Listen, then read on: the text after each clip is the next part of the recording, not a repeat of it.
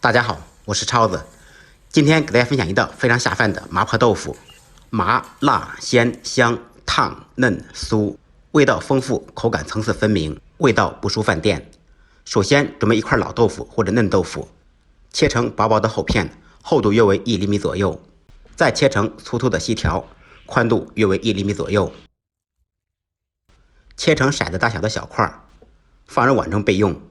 准备少许小葱，切成葱花，最好用蒜苗，蒜苗我没有买到。2-3粒大蒜，用刀拍匀剁碎。5毛钱的牛肉，用刀切碎剁碎，最好是有肥有瘦。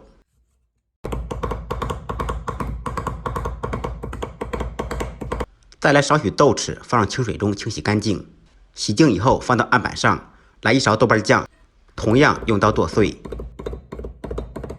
接下来准备这道菜的灵魂——刀口辣椒。刀口辣椒的制作方法就是少许花椒、麻椒、干辣椒，在锅中炒干炒香，再碾碎。在川菜中非常常用，比如说水煮肉片、水煮牛肉等等。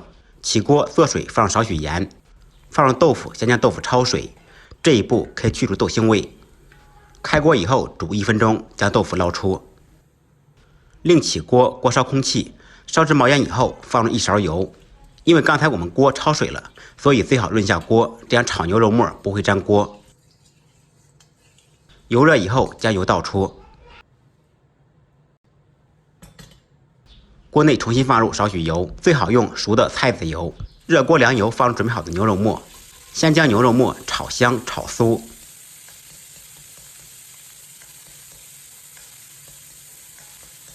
炒香以后，放入准备好的豆瓣酱、豆豉。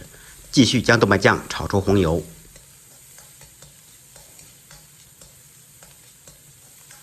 放入蒜末、葱花，爆出香味。放入刀口辣椒，喜欢吃麻辣的可以多放一点。少许料酒、洋桂白淋入去腥。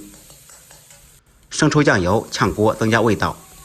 到这一步时，先把牛肉末盛出一点，豆腐烧好以后再放入肉末，这样牛肉末吃起来口感是酥的。